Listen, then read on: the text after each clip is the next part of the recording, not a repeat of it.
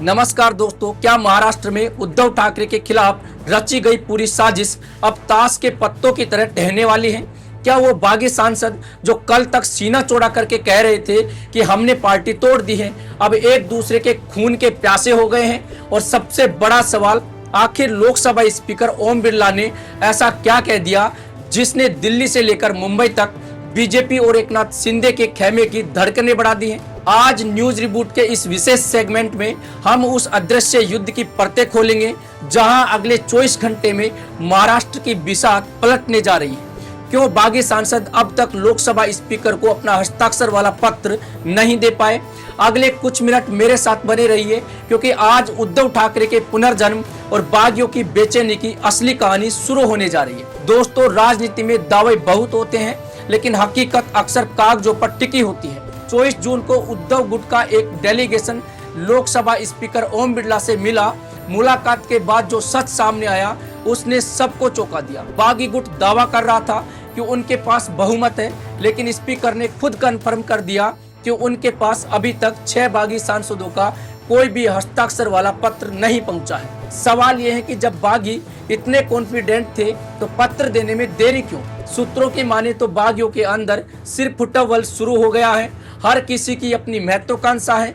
कोई मंत्री पद चाहता है तो किसी को डर है कि अगर वो अभी अलग हुए तो जनता उन्हें गांव में घुसने नहीं देगी। उद्धव गुट इस बार पूरी तैयारी के साथ मैदान में है। उन्होंने देश के दिग्गज वकीलों और कपिल सिब्बल के तर्कों के साथ एक ऐसा लीगल नोट तैयार किया जिसने बीजेपी के रणनीतिकारों को भी सोचने पर मजबूर कर दिया। संविधान की 10वीं अनुसूची और उसका क्लोज 4 साफ कहता है कि अगर आप पार्टी छोड़ते हैं तो आपको किसी दूसरी पार्टी में मर्जर यानी विलय करना होगा। लेकिन क्या उद्धव की सेना छोड़कर बीजेपी के सहयोगियों के साथ हाथ मिलाना कानूनी रूप से टिक पाएगा? कपिल सिब्बल का तर्क है कि यह दल बदल विरोधी कानून की धज्जियां उड़ाने जैसा है। यही वजह है कि लोकसभा स्पीकर भी फूक फूक कर कदम रख रहे हैं। उन्हें पता है कि अगर फैसला संविधान के खिलाफ गया तो सुप्रीम कोर्ट में इसे चुनौती दी जाएगी। इधर मुंबई में संजय राउत ने मोर्चा संभाल लिया। उन्होंने गद्दारों के खिलाफ आर पार की लड़ाई का आह्वान कर दिया। संजय राउत ने एक हाथ में बंदूक थामे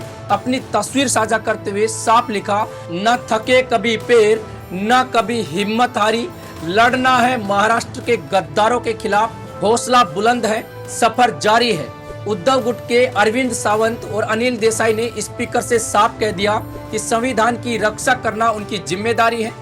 उन्होंने अनुरोध किया कि बिना उद्धव गुट का पक्ष सुने कोई भी एक तरफा फैसला न लिया जाए। उद्धव गुट अब इन बागियों के खिलाफ पूरे महाराष्ट्र में ऐसा माहौल बनाने जा रहा है कि आने वाले चुनाव में उन्हें जनता को जवाब देना भारी पड़ जाए। आखिर बागियों में ये खींचतान क्यों है? तो इसकी असल वजह है लालच और महत्वाकांक्षा।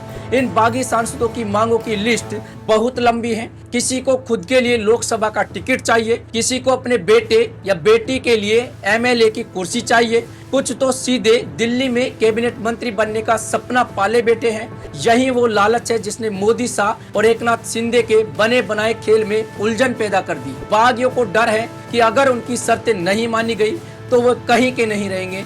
इसी आपसी खींचतान का फायदा अब सीधे उद्धव ठाकरे को मिलता दिख रहा है। अंत में सवाल स्पीकर ओम बिरला की निष्पक्षता पर भी है। क्या वो कानून के हिसाब से चलेंगे या सत्ता पक्ष के दबाव में फैसला लेंगे? सच कहूं तो उनके ट्रैक रिकॉर्ड को देखते हुए कई सवाल उठते हैं। लेकिन अगर स्पीकर साहब का फैसला संविधान की कसौटी पर खरा नहीं उतरा तो सुप्रीम कोर्ट का दरवाजा हमेशा खुला है, जहां से लोकतंत्र और न्याय की उम्मीद आज भी जिंदा है। आपको क्या लगता है, क्या उद्धव ठाकरे एक बार फिर महाराष्ट्र की राजनीति के किंग बनकर उभरेंगे? क्या ये बागी अपने ही महत्वाकांक्षा के जाल में फंसकर रह जाएंगे? अपनी राय कमेंट बॉक्स में जरूर लिखें और वीडियो को शेयर करें और हमारे चैनल न्यूज रिबूट को सब्सक्राइब करें। धन्यवाद।